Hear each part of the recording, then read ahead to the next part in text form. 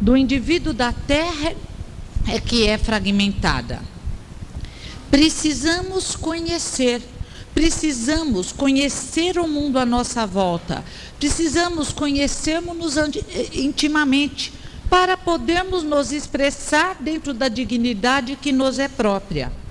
Desconhecendo as suas potencialidades luminosas, se conhecendo apenas como um indivíduo mutilado, como um indivíduo fragmentado, como um indivíduo que fosse apenas de carne, o jovem do planeta Terra muitas vezes se perde no cipoal terrível das seduções inferiores.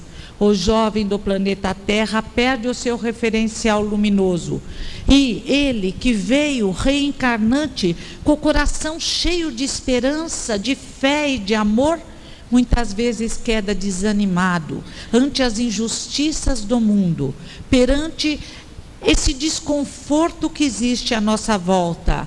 Mas é a plataforma luminosa da compreensão da finalidade da existência.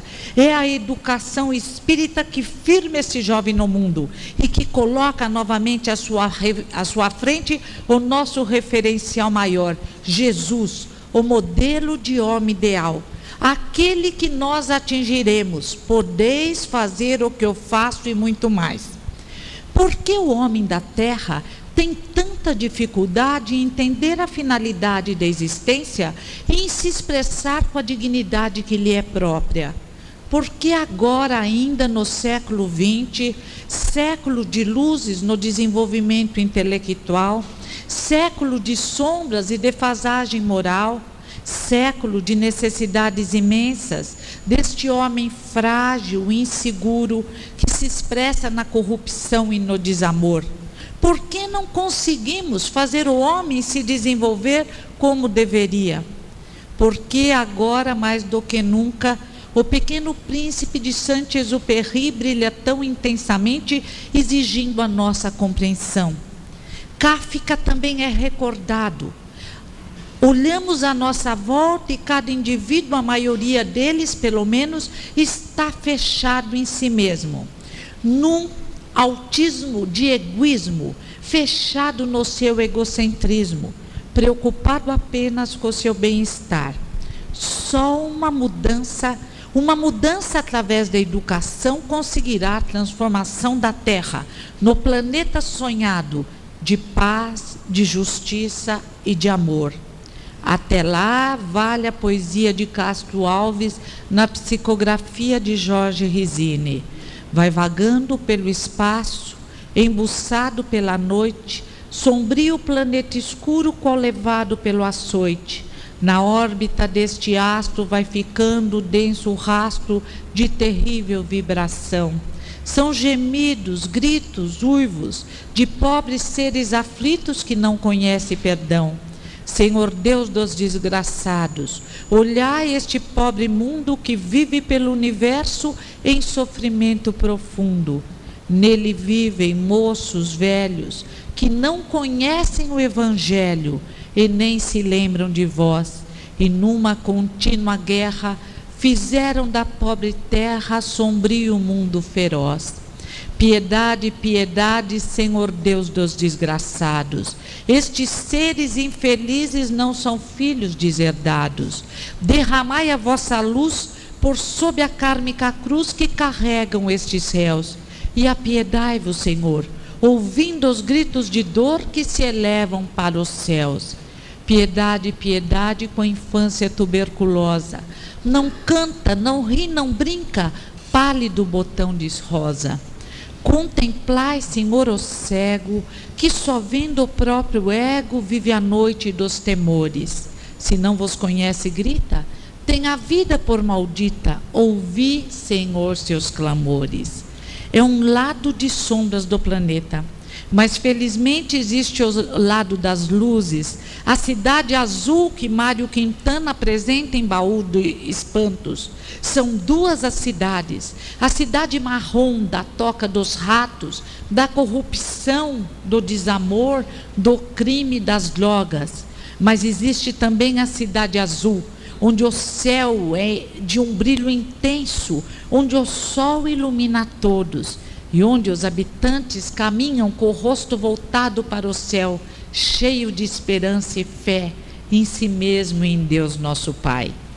E é porque desejamos que esse jovem inseguro e triste, este jovem de coração sensível que desliga a televisão na hora do Jornal Nacional e a desliga com mais rapidez na hora das novelas terríveis, este jovem que procura resposta para as suas dúvidas, pode encontrá-las no conhecimento, conhecendo a si mesmo e conhecendo o mundo à sua volta. É necessário nos conhecermos, é necessário nos expressarmos como conhecedores da terra. Só a educação espírita tem as bases maiores para permitir ao conhecedor se expressar como tal, explicando por que a captação apenas pelos órgãos dos sentidos é ilusória, explicando a importância de nos expressarmos como seres espirituais. Somos espíritos, centelhas divinas, somos imortais e indestrutíveis. Nos expressamos no planeta Terra com esse instrumento magnífico, o corpo físico. Nos projetamos no mundo espiritual com o perispírito, instrumento igualmente maravilhoso. Mas somos centelhas divinas e nos utilizamos destes dois instrumentos de expressão. Temos, para conhecer o mundo à nossa volta, dois instrumentos maiores, a razão e o sensório. O conhecedor da terra capta o mundo à sua volta através dos sentidos, mas o analisa e classifica através da razão. A filosofia, em geral, apresenta algumas teorias sobre como conhecer. Nós ficamos com duas. A socrática platônica diz que conhecemos pelo espírito, somos espíritos. Mas, se conhecêssemos apenas pelo espírito, não conseguiríamos a integração necessária no mundo da matéria e não poderíamos crescer, desde formas primitivas dos vírus e bactérias, caminhando num contínuo até o reino hominal. Se fôssemos apenas conhecedores pelo espírito, não haveria necessidade da reencarnação num corpo físico. Ou esse corpo seria tão pouco importante que ficaríamos à semelhança de alguns indianos, esperando o tempo passar e a morte chegar. Não amaríamos o mundo à nossa volta. A teoria sofística diz, não conhecemos pelo espírito, que tolice, conhecemos apenas pelos sentidos, somos corpo. Se fôssemos apenas corpo de carne, não haveria possibilidade das ligações telepáticas, pensamento a pensamento, que são uma constante no planeta Terra. Não poderíamos também agir como agimos através do nosso pensamento sobre o mundo à nossa volta. A filosofia espírita estabelece a síntese, dizendo que conhecemos pelo espírito e pelo corpo. Somos espíritos, mas nos servimos do corpo físico para conhecermos o mundo à nossa volta. Se tentarmos agir apenas como espíritos, desconhecendo a importância de viver como homem no mundo, seremos indivíduos mutilados. Se nos fixarmos apenas no corpo físico, tentando viver apenas como os animais irracionais, comendo, reproduzindo e morrendo, seremos igualmente indivíduos mutilados. E um indivíduo mutilado não pode produzir benefícios à sua volta. Assim como uma árvore frondosa, se tiver seus galhos profundamente decepados e seu tronco arrancado, pode se tornar estéril, assim também o homem da terra, mutilado na compreensão de si mesmo, se entendendo apenas como um corpo efêmero de carne, se expressa na crueldade, se expressa na omissão, na indiferença para com o sofrimento do próximo mais próximo e do próximo mais distante. necessário é entendermos o processo do conhecimento. É através dele que viemos dos séculos, do horizonte primitivo, no acúmulo de experiências, mas faltou, na maioria das vezes, o aspecto espiritual, que teria feito com que outra fosse a história do reencarnante na Terra. O conhecedor conhece através da interação corpo-espírito. Ele se serve da percepção. A percepção não é do corpo físico, é do espírito. O espírito é que percebe, mas o espírito precisa desse aparelho magnífico, o corpo físico, para captar o mundo à sua volta. É como um astronauta que vai estudar na Lua, o ambiente da Lua, e que precisa de um escafandro, e que precisa até de lentes especiais para conhecer o mundo à sua volta. Se esse astronauta não se souber... Você segura um minutinho para eu tirar o casaco?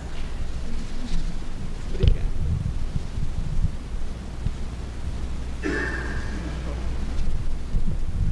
Se esse astronauta não soubesse a importância da sua tarefa, ele poderia quedar horas apenas brincando na Lua, jogando areinha, pulando, e não seria produtivo. O que faz com que o astronauta aumente sua responsabilidade e haja com rigor, disciplinado, é exatamente a compreensão da importância da sua tarefa. É a compreensão de que nós, na Terra, dependemos da sua atuação no local onde ele se encontra. É a compreensão da responsabilidade perante o veículo espacial, sabendo dirigi-lo, sabendo controlar suas emoções. Um astronauta desequilibrado não chegaria a lugar algum. O conhecedor da Terra precisa se conscientizar da importância da presente encarnação. Tivemos outras, teremos outras, tudo bem, mas essa é profundamente importante, porque ninguém garante que possamos voltar com as mesmas facilidades que hoje nos apresentam. Ninguém garante que os amigos serão os mesmos. Ninguém garante que a verdade eterna se fará presente com tanta intensidade para nós. O conhecedor da Terra deve também saber que, captando o mundo à sua volta, a percepção dada pelos sentidos do corpo físico é ilusória. Tão ilusória que Herculano Pires nos lembra em seu livro Introdução à Filosofia Espírita, que enxergamos uma pedra ao longe e muitas vezes a confundimos com um cavalo. Tão ilusória que nos momentos de gripe profundo, de mal-estar, nos momentos em que somos rejeitados ou mal amados, o mundo à nossa volta parece sombrio. Tão ilusória que nos momentos em que nos sentimos amados e felizes, mesmo que seja um dia de chuva intensa, de tempestade, para nós o sol se acende em nosso coração.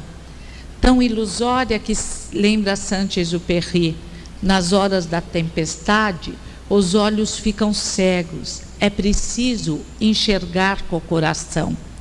É através do coração, é através da telepatia, é através do que algumas escolas espiritualistas chamam de terceira visão, é através do que nós chamamos de visão espiritual que percebemos o mundo de uma forma mais real à nossa volta.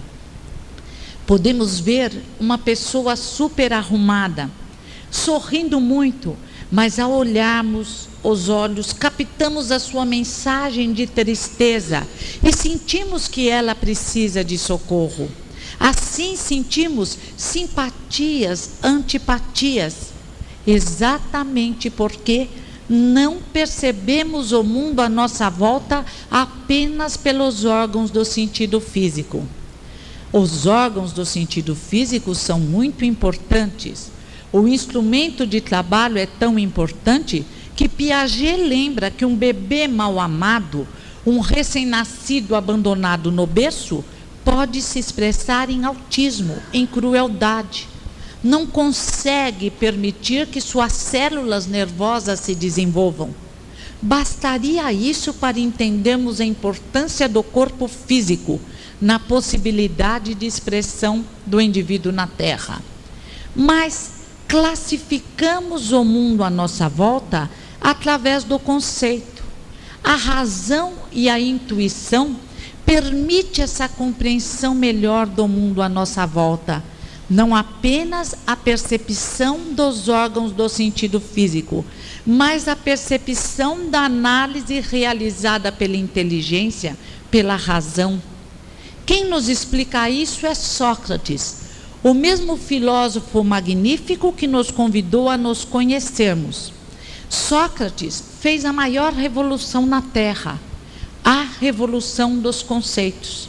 Por isso ele se fez muito odiado, porque ele veio exatamente acabar com preconceitos e libertar o homem da Terra do seu círculo estreito.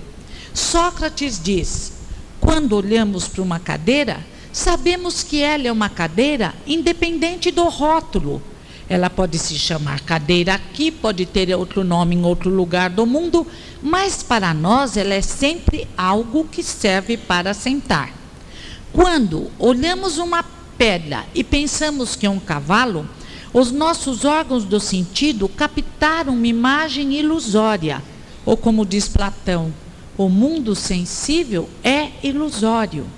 Mas imediatamente a nossa razão se faz presente e analisamos aquela pedra através das categorias da razão. Ou seja, a pedra não se move, portanto não é um cavalo. A pedra não tem o tamanho de um cavalo. Se fosse um cavalo, não ficaria tanto tempo parado. É essa percepção maior e equilibrada que permite ao conhecedor da Terra se expressar com mais intensidade e não se deixar conduzir pelo canto das sereias, da sensualidade inferior que existe no planeta Terra. O homem, quando eu falo homem, o homem é mulher, o indivíduo da Terra, para não ser machista, o indivíduo da Terra se perde no supérfluo. O indivíduo da Terra se tortura por tolices. O indivíduo da Terra é um angustiado, muitas vezes, pela falta de fé em si mesmo e em Deus, nosso Pai de amor. É o conhece-te. É a compreensão de nossas potencialidades luminosas. E é a possibilidade de analisarmos o mundo à nossa volta, não apenas com os órgãos do corpo físico, mas com aquela visão maior dada pelo perispírito. O conhecedor da Terra, que capta o mundo através dos órgãos do sentido físico, não o faz apenas por esses órgãos. Em todos os indivíduos, dizem os russos, e está escrito e apresentado com muita propriedade em experiências psíquicas além da cortina de ferro, e no cálice dourado de Bárbara Ivanova, em todos os indivíduos, este corpo especial, energético, energia pura, o perispírito transcende, extrapola, e é essa transcendência do perispírito que permite a percepção por todo o ser. Se o conhecedor da Terra se condicionar a um desenvolvimento maior dessa percepção, ele conseguirá ver as ilusões de forma menos ilusórias. O querido Platão nos lembra no mito da caverna a nossa dificuldade em compreendermos o mundo à nossa volta. Ele nos lembra que somos escravos acorrentados no fundo da caverna, vendo apenas as sombras que se projetam na parede da caverna e nos condicionando a achar que as sombras são a realidade. E o homem da Terra vive lutando pelas sombras, luta apenas pela aquisição de bens materiais, luta por conseguir um lugar que acha importante no planeta Terra. Pode e deve até lutar pelo uso dos bens da terra. O Livro dos Espíritos nos lembra que eles são atraentes para que os usemos. mas não pode perder o referencial. Somos espíritos eternos, somos imortais.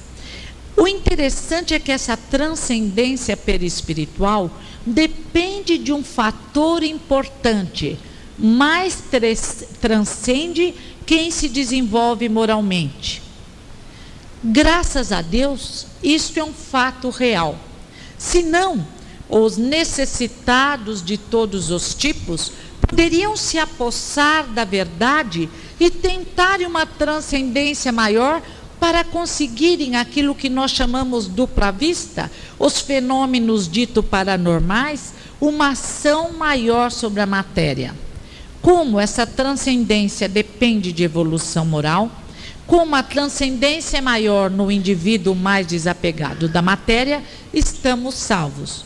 Mas temos ao mesmo tempo que treinar a nossa transcendência para nos expressarmos na formação de um campo eletromagnético que produz a cura, as curas de que necessitamos para esquecermos um passado de indignidade e nos expressarmos como deuses e luzes, como disse Jesus de Nazaré.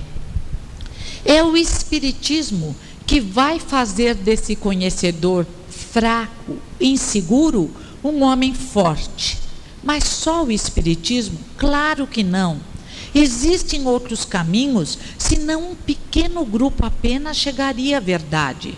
Apenas o Espiritismo é o andador maior, o que mais facilita, porque traz a compreensão da reencarnação, porque traz o intercâmbio mediúnico, porque traz a compreensão da faticidade do mundo, porque traz as bases para a nossa ligação na vertical com o plano espiritual superior, que nos fortifica, que nos dá força, que permite vermos o mundo à nossa volta, não através das sombras projetadas da parede, não através da indução dessa máquina publicitária terrível de uma sociedade consumista. Não. Enxergamos as coisas reais. Sabemos que a finalidade da existência é o aprimoramento moral, o aprimoramento espiritual, o desenvolvimento das luzes interiores. Sabemos também que devemos agir como homem de bem do Evangelho, que de nada valeu ocasiões outras nas quais nos fechamos nos grandes templos de pedra, tentando a evolução egoísta. Sabemos que evolução só se faz através da prática do amor. Sabemos que apenas o desenvolvimento intelectual não basta. Este século de angústia, este século de necessidade de dor e também de luzes, é o resultado de uma elite intelectual profundamente afinada. É o resultado de descobertas científicas maravilhosas. É o resultado de um exército primoroso que conseguiu se desenvolver no sentido chamado ilusoriamente de ciência. O que conhecemos? Conhecemos as coisas exteriores e as coisas interiores. Que ciência nos possibilita o conhecimento das coisas exteriores? Toda ciência, ela cuida das coisas exteriores e de sua ação sobre o interior do indivíduo. E como conhecemos as coisas interiores? É a filosofia que faz, debruçada sobre si mesmo, ao saber debruçado sobre ele mesmo, que consigamos começar a compreender melhor o mundo inteligível, o mundo dos espíritos. A filosofia espírita traz exatamente as bases necessárias para compreendermos o que somos, para onde vamos e por que viemos. O que somos, centelhas divinas. Para onde vamos? Para as regiões melhores do espaço. Vamos tornar a Terra um mundo melhor de paz e de justiça e de amor. Por que viemos à Terra? Para o pagamento de dívidas? De forma alguma. Viemos à Terra para o desenvolvimento de nossas potencialidades. Viemos à Terra para nos expressarmos através de um corpo físico que deve segurar as nossas impurezas espirituais. Agir, diz a Gênese de Allan Kardec, como um alambique. Estamos mergulhados no fluido divino, estamos mergulhados no pensamento do Criador, mas essa visão mutilada de nós mesmos nos impediu de compreendermos isso e de nos desligarmos a Deus. Os astronautas na Lua, para se ligarem com as estações da Terra, precisam ligar determinado botão ou se utilizarem da telepatia, da força do pensamento, mas é necessário consciência. O homem da Terra, inconsciente de suas possibilidades, se desligou de Deus. É como um astronauta que ficasse perdido no mundo desconhecido e começasse a meter os pés pelas mãos, a trocar as coisas, a fazer tudo errado. É necessário que ele restabeleça a ligação com Deus. Cabe à ciência, à filosofia, à religião espírita estabelecer esse religare. Religare que também, é claro, é estabelecido por outras doutrinas espiritualistas. Budistas, católicos, protestantes, aqueles que professam a Sechonoye, teosofistas, Rosacruzes, chegam também à verdade. Jamais ergueríamos a bandeira do só nós seremos salvos, porque isso é uma tolice. Não é a crença do indivíduo que vai desenvolvê-lo, é a prática do bem. Até um indivíduo que não tivesse rótulo algum, mas que praticasse o bem, chegaria antes do que nós na compreensão da verdade, no desenvolvimento de suas potencialidades. A ciência, a filosofia, a religião espírita visam desenvolver o conhecedor na compreensão da necessidade do amai-vos. Não foi por acaso que Kardec, assessorado pela equipe do Espírito Verdade, disse: amai-vos e instruí-vos. É claro que é necessário nos instruirmos. É claro que nessa integração social indispensável ao nosso crescimento, precisamos captar, apreender, assimilar o conhecimento do mundo à nossa volta. É claro que nos auxiliam as informações de Capra.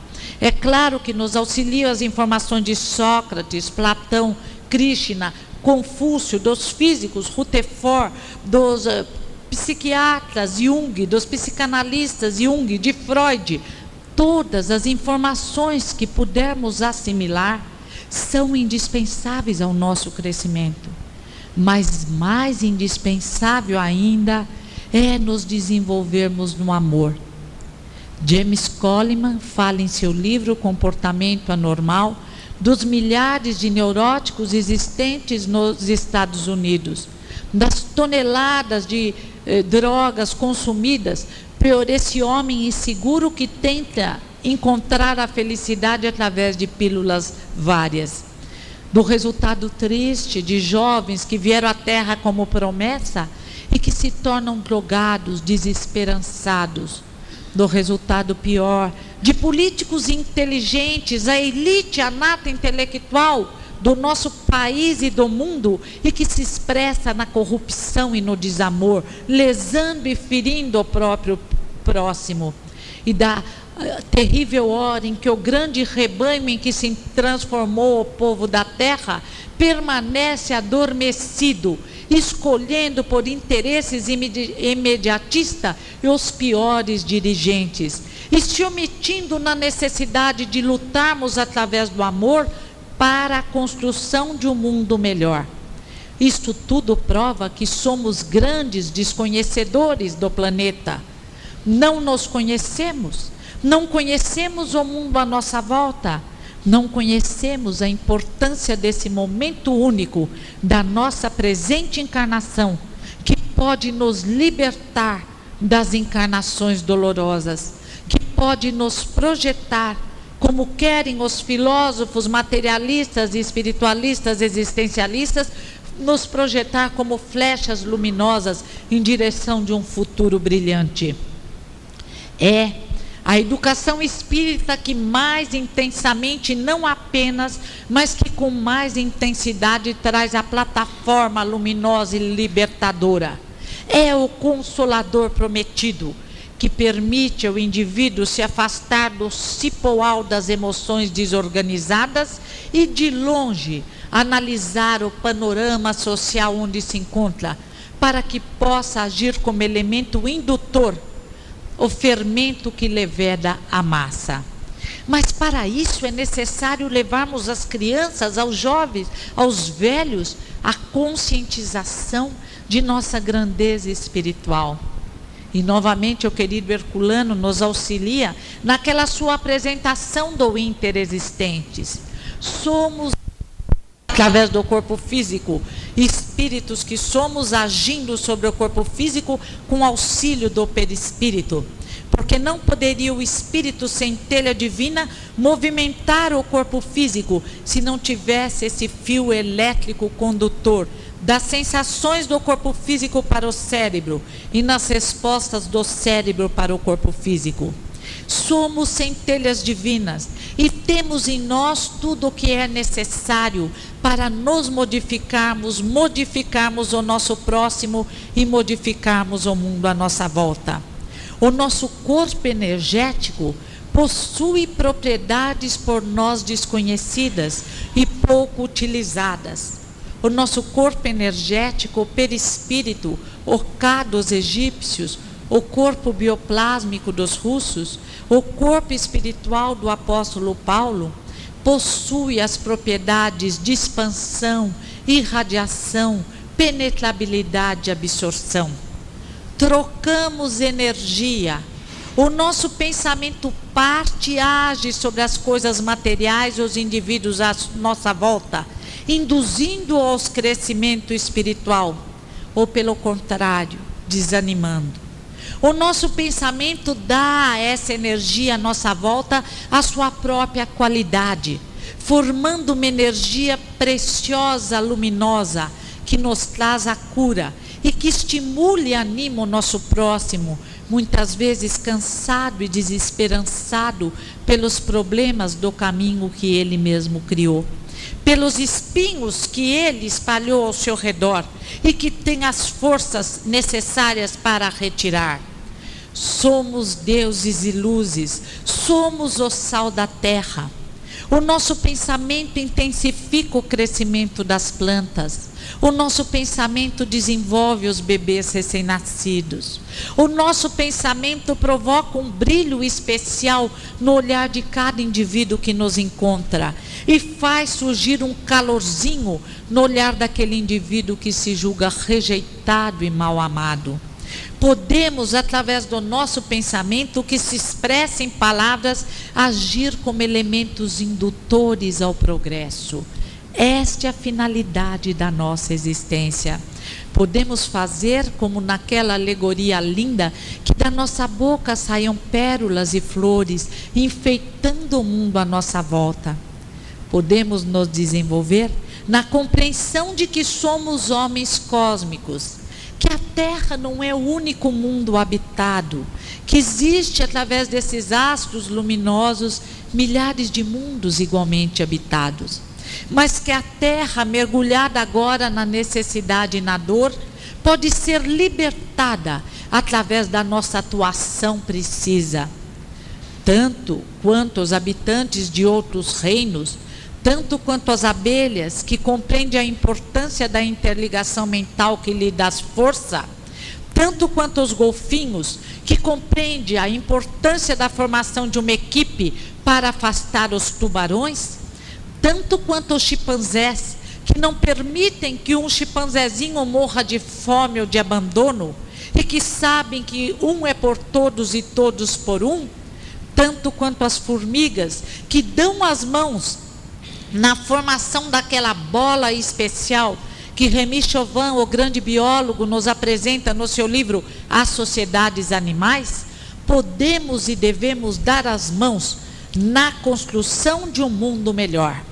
E se os golfinhos unidos, aparentemente frágeis, espantam os tubarões, e se as abelhas unidas conseguem encontrar meios de espantar as formigas, e se os chimpanzés de mãos dadas conseguem sobreviver num mundo difícil, nós, que além dos instintos temos a razão, arma preciosa, nós que podemos iluminar nossa razão através da sintonia com o plano espiritual superior, estamos muito mais aptos do que as abelhas, os golfinhos, as formigas e os chimpanzés para construirmos uma sociedade ideal de paz, de justiça e de amor. Basta queremos. O nosso pensamento é a maior força existente. Não podemos ainda imaginar a força do nosso pensamento. Sabemos que o nosso pensamento desequilibrado provoca doença em nós mesmos. Sabemos que o nosso pensamento desequilibrado abate os indivíduos à nossa volta. Sabemos que o nosso pensamento desequilibrado se liga a outros pensamentos desequilibrados e aumenta o nosso desequilíbrio. Mas não sabemos, não lembramos a força do nosso pensamento equilibrado, que nos permite a ligação com as luzes do universo e a iluminação e a modificação do planeta Terra. Na Terra, alguns indivíduos que conhecem melhor, os conhecedores que sabem a finalidade da encarnação, conseguem diminuir o sofrimento da Terra através da criação de creches, de orfanatos, de escolas profissionalizantes, da adoção de crianças necessitadas. Quão diferente será a vida na Terra quando cada conhecedor, cada reencarnante tiver a coragem de se assumir como um indivíduo que exige e exemplifica justiça, amor, trabalho. Isto que é educação. Nos orgulhamos de sermos civilizados, mas na realidade ainda não o somos. Diz o Livro dos Espíritos que se conhece uma civilização por sua maturidade. Analisando a maioria dos indivíduos na Terra, vemos que a maioria é constituída por indivíduos bons, mas omissos, que permanecem dormindo, indiferente à própria finalidade da existência. Só quando o homem se entender como em si, que se abre no para si, vai se expressar como em si para si, coisa divina. Só quando o indivíduo da Terra, através da educação, essa educação que se expressa em amor, lembra Piaget, essa educação que se expressa em amor, lembram Kardec, Pestalozzi, essa educação que se expressa em amor, lembra Dewey, a criança é o centro da casa, essa educação que se expressa em amor, lembra Emília Ferreiro. Só nessa hora, essa criança, esse reencarnante que está como um botão fechado, conseguirá, trabalhado pelo amor, abrir suas pétalas, oferecendo ao mundo a beleza de suas cores e de seu perfume, e os frutos doces do amor ao próximo. Por isso é indispensável essa educação que nos conscientiza de nossas próprias possibilidades, dos nossos deveres, dessa nossa possibilidade e necessidade de transcendência, da utilização da nossa visão paranormal, de nos expressarmos como indivíduos paranormais que agem sobre a matéria através dos seus pensamentos. A doutrina espírita dilata tanto a nossa visão que em A Gênese de Allan Kardec encontramos a apresentação da antimatéria. Durante muito tempo, convencionamos que havia apenas matéria e que essa matéria era profundamente compacta. A primeira voz que se ergueu se perde nos tempos através dos filósofos gregos. Mas Kardec, há mais de 100 anos, assessorado pela equipe do Espírito Verdade, nos diz que, em A Gênese de Allan Kardec, a matéria só é compacta para o vosso sentido, de vez que ela é facilmente atravessada pelos fluidos ou espíritos. Rutherford confirma o grande físico através das experiências com barra de ouro, que permite a passagem de radiações. Isso só serve para que o conhecedor da Terra se conscientize da efemeridade da matéria. A matéria é uma ilusão. O que vale é a utilização da matéria para a nossa libertação. É o domínio da matéria através da nossa razão. É a utilização da nossa possibilidade de amar. Se somos espíritos, se os nossos atributos são pensamento e vontade, podemos, através do pensamento e vontade, formar à nossa volta o que o querido repórter André Luiz lembra em Missionários da Luz, um campo eletromagnético da mais alta qualidade, que se expressa em curas, em bem-estar, em felicidade. Esse campo eletromagnético da mais alta qualidade é fruto, lembra o repórter, da luz, é fruto de bons pensamentos, é fruto da capacidade de nos amarmos e de amar o próximo como a nós mesmos. O convite da doutrina espírita, como outrora o convite do cristianismo, como o convite de Sócrates, de Platão, de Krishna, de Buda, é para que aprendamos a amar o próximo como a nós mesmos. É para que aprendamos a emitir de nós pensamentos luminosos. É para que possamos construir na Terra o maior número possível de campos eletromagnéticos de amor, para que esses campos se unam, formando um campo intenso de força sobre o planeta Terra, que permitirá a sua libertação mais rápida. É essa a nossa tarefa na Terra. Não é o sofrimento e a dor, não é o pagamento de dívidas, é uma tarefa de libertação, diz o Consolador prometido. Cada indivíduo que cresce começa a sua libertação e inicia a libertação de um grande número de indivíduos através da sua indução mental. O nosso pensamento é tão forte, diz Bozano em seu livro Pensamento e Vontade, que plasma sobre a energia à nossa volta. O nosso pensamento é tão forte, diz a doutrina no livro dos médiuns, o laboratório do mundo invisível, que atrai fluidos, dispersa, constrói, aglomera, destrói, torna a energia da melhor qualidade ou forma energia deteriorada da pior qualidade. Os exemplos estão em toda a doutrina espírita. Bastaríamos lembrar Ivone Pereira, lembrando a importância do nosso pensamento, quando fala naqueles espíritos em arrependimento numa região especial do espaço e que, olhando o prato de sopa, veem suas vítimas e plasmam sobre a energia, formando pedaços de vítimas.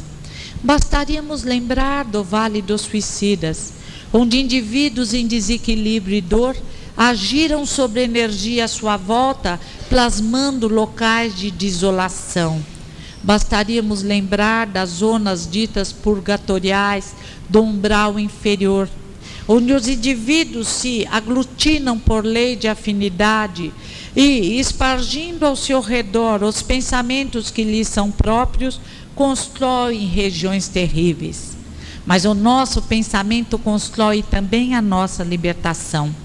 Constrói as colônias melhores do espaço infinito, constrói a alegria, constrói a felicidade, constrói a superação das nossas deficiências, atenua os estados desagradáveis do nosso corpo físico.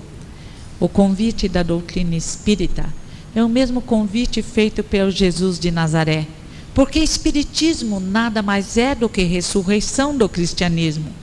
Não viemos trazer nada de novo, viemos apenas compreender melhor o que foi sempre explicado no tempo e no espaço, ou como diz Kardec, tirar a amêndoa da noz.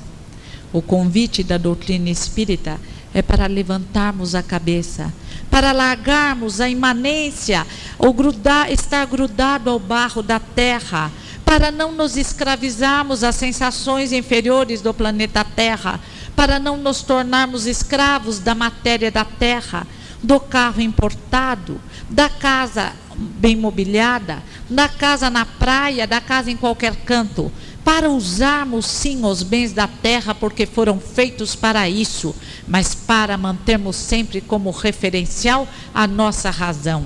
Somos alunos nessa escola magnífica, Vamos aproveitar essa oportunidade preciosa, as experiências boas ou más, agradáveis ou desagradáveis, para o nosso desenvolvimento espiritual. Lembrando que cada indivíduo que levanta em meio ao rebanho adormecido da grande população do planeta Terra é um elemento indutor a que outros se levantem. E em pouco o esclarecimento dominará a Terra e o exército sonado, adormecido, finalmente despertará para a grande obra da libertação. Somos deuses e luzes, podemos construir luzes e o nosso futuro é luminoso. Que Deus nos ampare.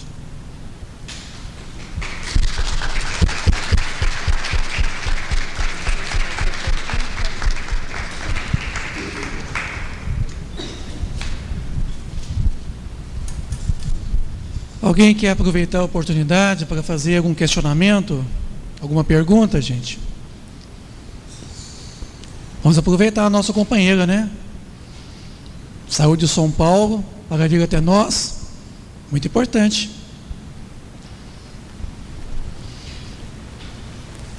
Ninguém tem nenhuma dúvida? Que bom, né?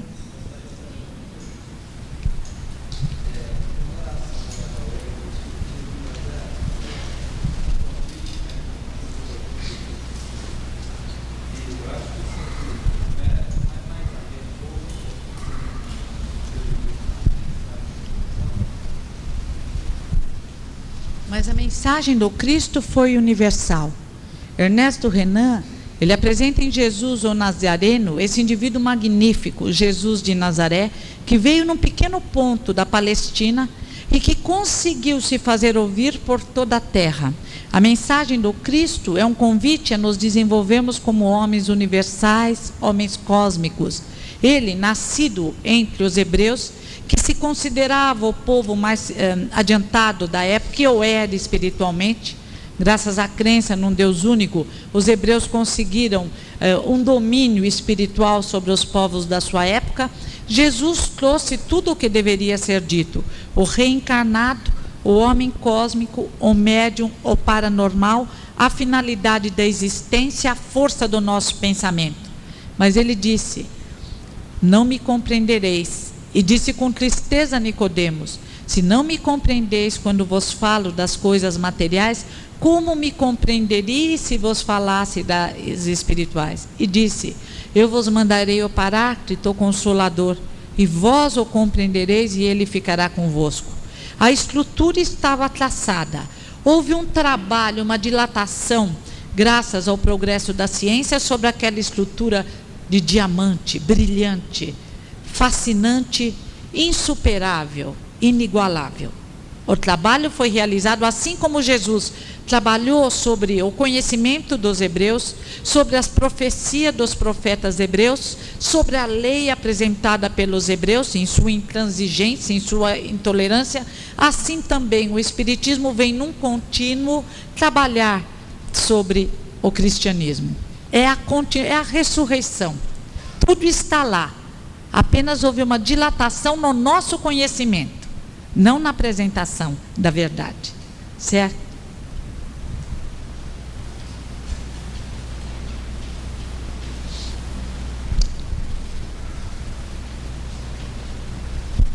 Ninguém quer fazer mais perguntas, não? Ficar para amanhã, né? Amanhã vocês aproveitam, tá, gente? Que a Heloísa vai estar com a gente até na hora do almoço. E vocês então guardem as perguntas, né, Heloísa? Obrigada, viu? Né?